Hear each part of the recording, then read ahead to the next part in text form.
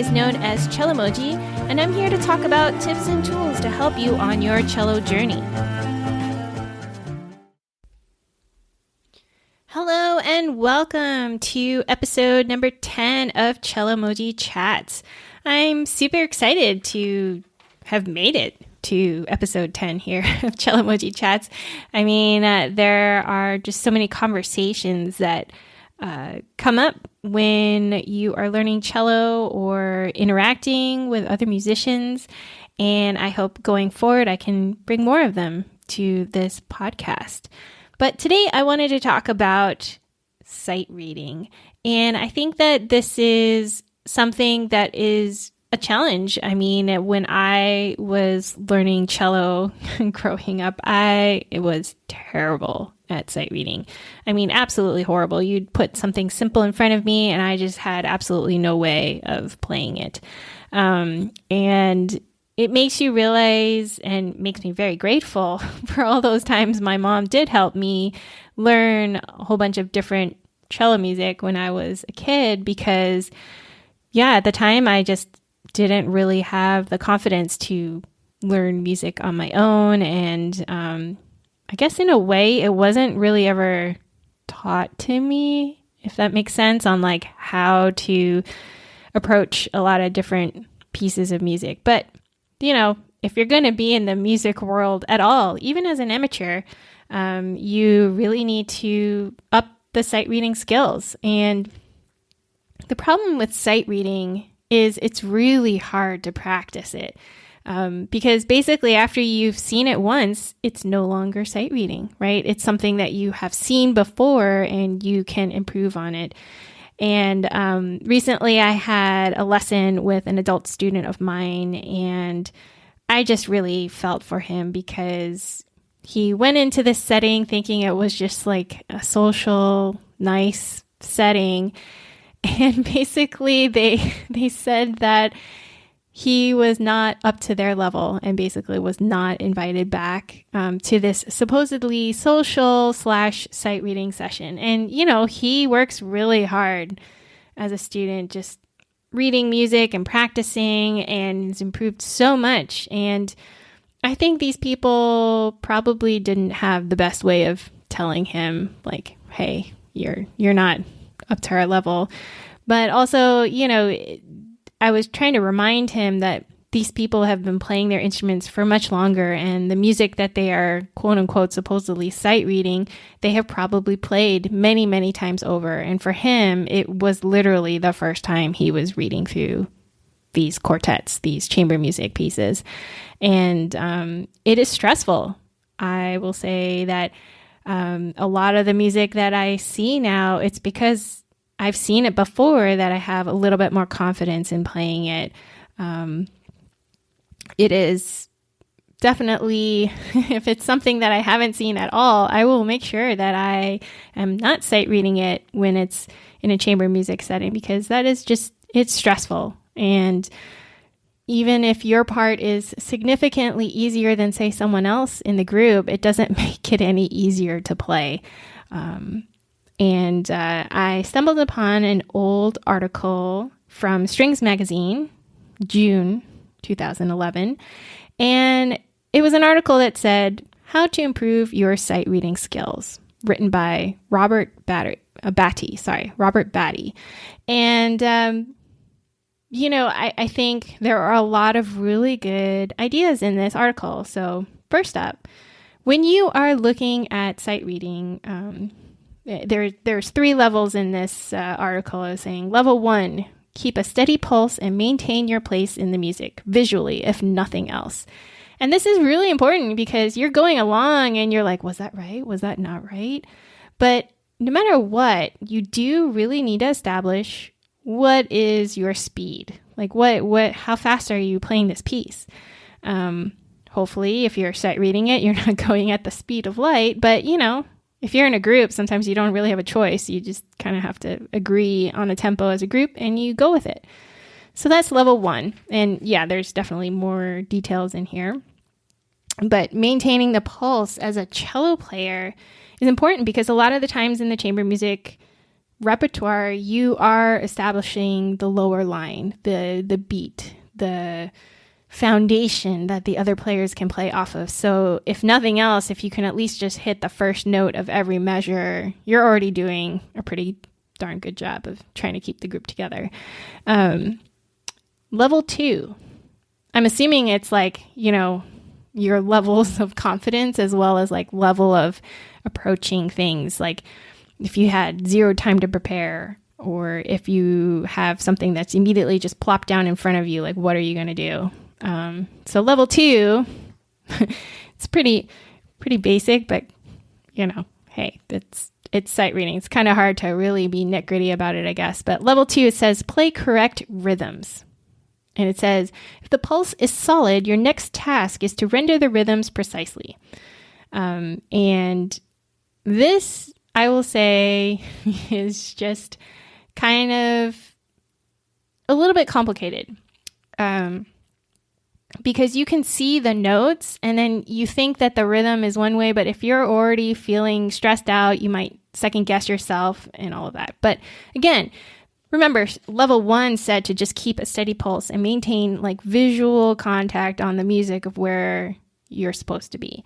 So level 2, if you're feeling pretty good and you can play more notes and more rhythms, then yeah, go for it, right? And I think when you're looking at a piece of music, it's also important to do a visual scan before you start playing something. Where is potentially complex looking sections, or where might be a tricky spot, and just like be aware that it's coming up. If you have a quick second to like kind of look it over before you actually play through it, great, even better. But a lot of the times if you don't, then you just kind of have to be aware, oh, hey, it's coming. And when it arrives, you try your best. But again, you have to keep your spot in the music and keep plowing forward. And level 3 in this article, it says the notes, finally. So it says, if the passage is one for which the first 2 levels are not problematic, so in other words, you're keeping the beat and you're playing the correct rhythms, then you can focus on the pitches. Now, I think, like I said, all of these steps are definitely valid and definitely important, but I perhaps view things a little bit differently after many years of doing sight reading. And, there's an old joke for someone who has many music degrees like I do, and it's that all these degrees just help you become a better sight reader. It's a joke. I mean, obviously we practice really hard to learn all of our music, but you are put in many situations where you have to produce music that maybe you didn't practice as much. And I am the first to say that it has happened for me. And fortunately, a lot of people were tolerant of that and a lot of people were not, but that's okay. That's a story for another day. But if I get a piece of music where I am looking at it for the very first time sight reading, I think there are a few steps you need to approach it by. Okay. Step number 1. Step number 1 is first do a visual scan of the music. Now, what I mean by this is you are paying attention to what is the time signature.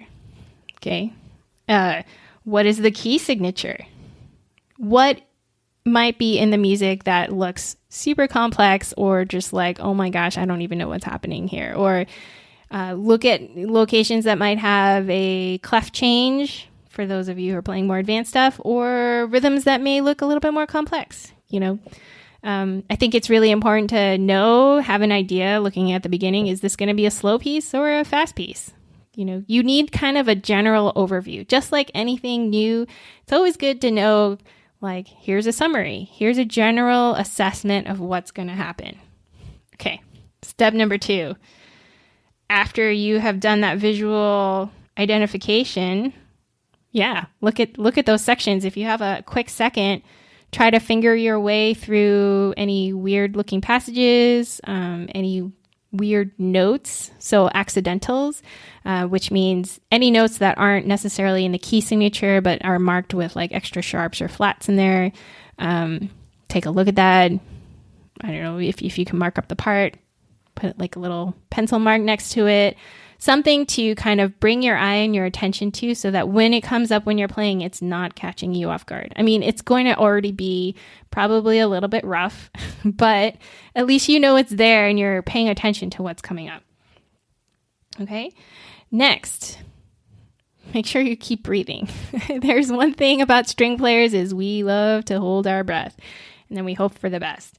And especially if you're feeling stressful, you got to make sure to breathe before you play, during your playing, anywhere there's a rest. You have to constantly remind yourself of that, okay? And then, I mean, there are so many other little things I'm sure you could kind of like hash over, but let's be real here. Sight reading is literally you have maybe a minute, maybe or two to look over something and assess it, and like then you have to play. And so the final step for me is make sure you give yourself a count off.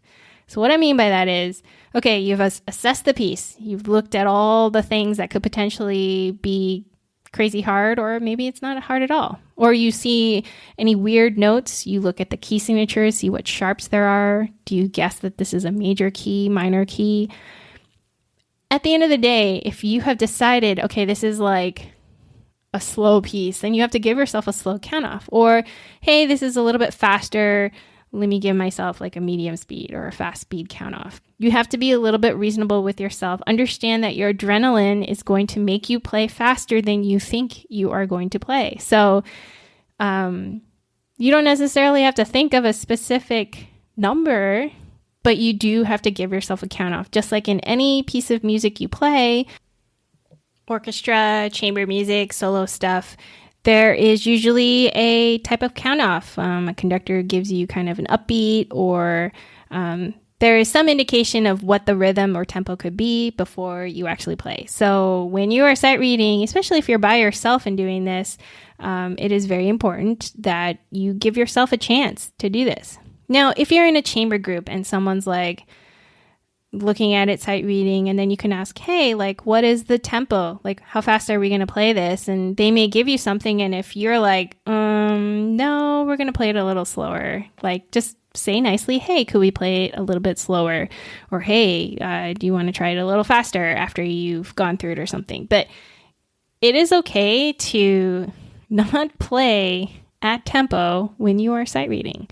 A lot of the times I know in the past when I've sight read, I'm like, oh my gosh, this says like quarter note equals 120. I know this is like super fast, so I have to go fast. And that is usually a recipe for a train wreck. I'll never forget, I was auditioning for a summer camp. It was like it was a really cool camp. It had like aspects of jazz and like improv in it and whatever. But part of the audition was like they put this excerpt in front of you that, like, in all honesty, to this day, I still think was pretty darn hard for a sight reading thing. But again, I just sort of panicked and freaked out, and I like looked at it now. Like if I see that same excerpt now, I'm sure I could probably do better because I've done many things since then. But at the beginning, I just was like, oh my gosh. And then I even asked, like, how fast does this go? And they're like, oh, just, you know, take it relatively like medium speed or something. And like somehow that translated to playing it so fast. And it was just the most awful thing ever. It was like as if I had never knew how to read music. And keep in mind, this is coming after playing all this fantastic solo music that was like well prepared. So they were all ready probably to hear something like fantastic. And then I just literally crashed and burned on this sight reading. It was the most horrifying, humiliating thing that has happened in an audition. But you know, that is part of it. Sometimes in auditions, they have you sight read. And I think I have a really good friend who was mentioning, I was like, how are you, I asked them, I was like, how are you so good at sight reading? And they said, back in the day in high school, it became a game for their section. She's a violinist, and it became a game of like, how many notes can you play correctly? I mean, they made it more of a fun challenge rather than a dreaded event.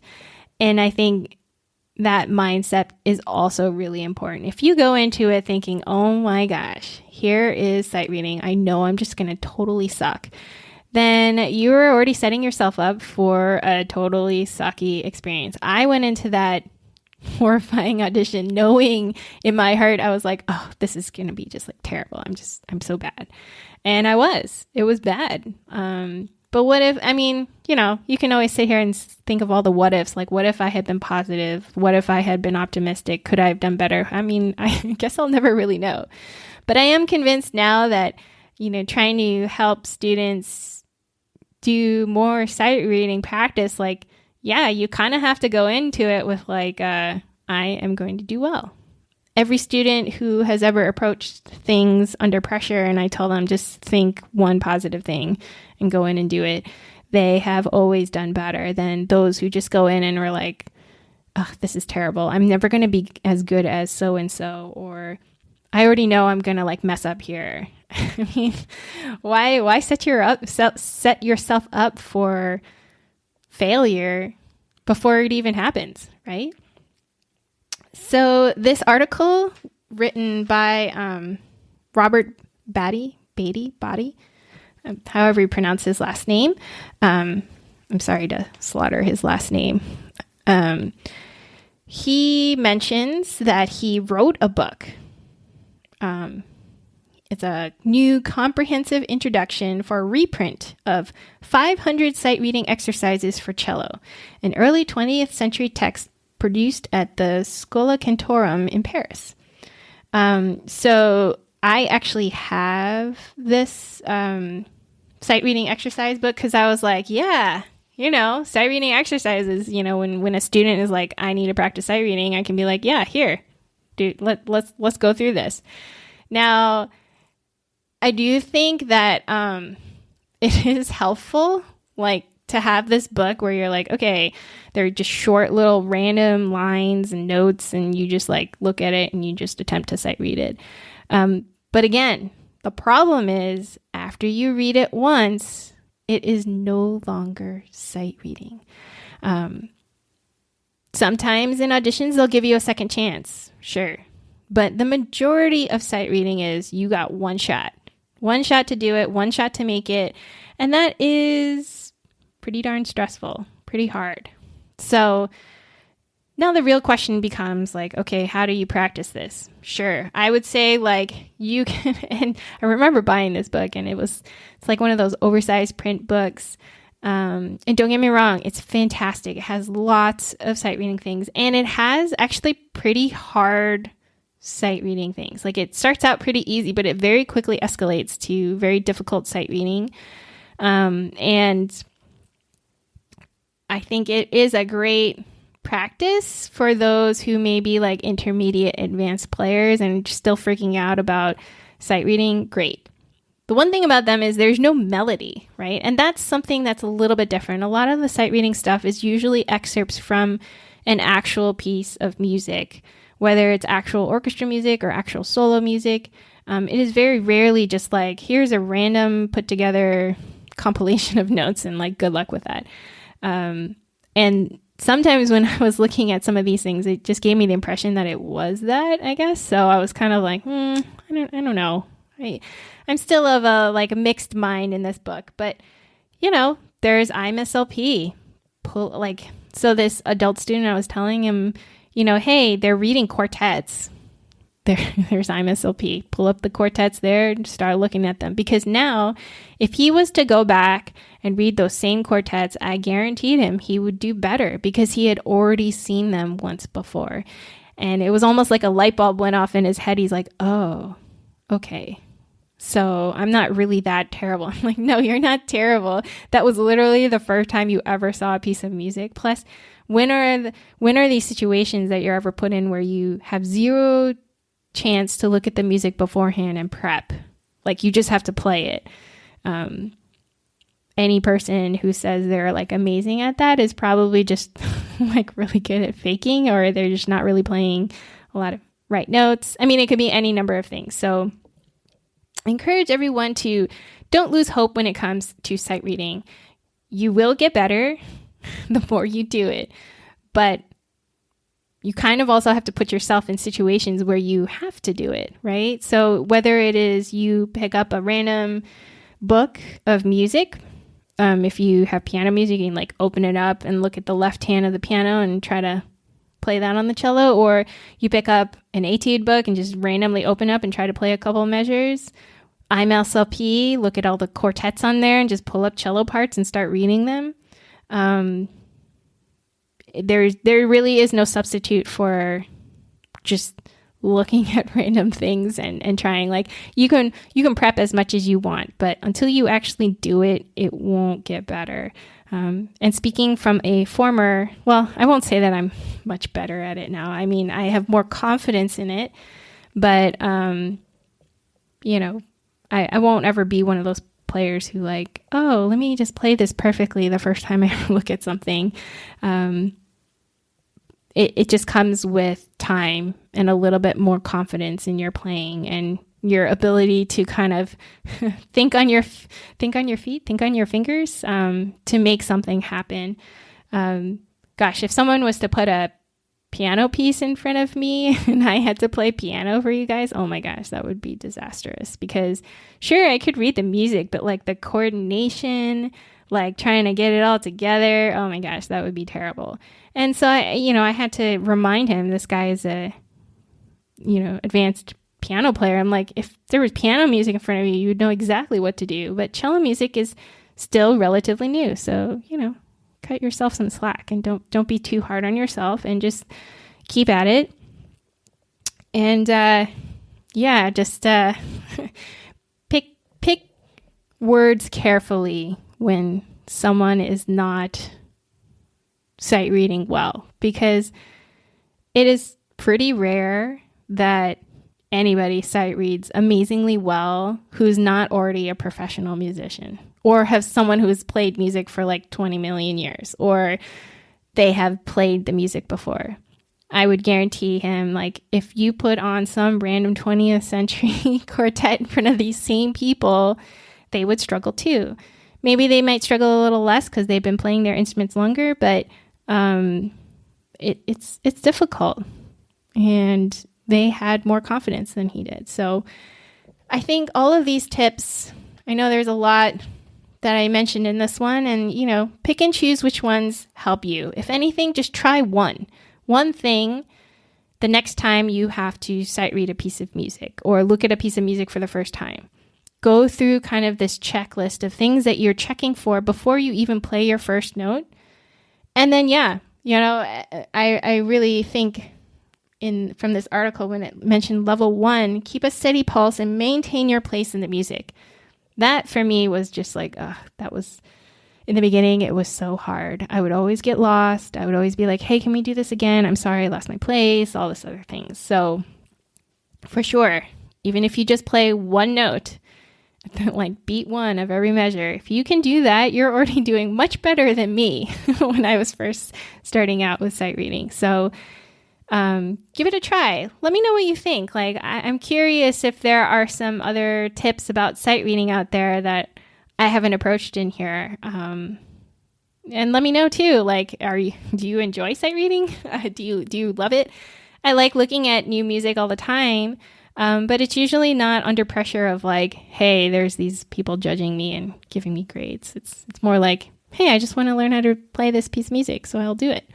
And I have time and the luxury of time to do so.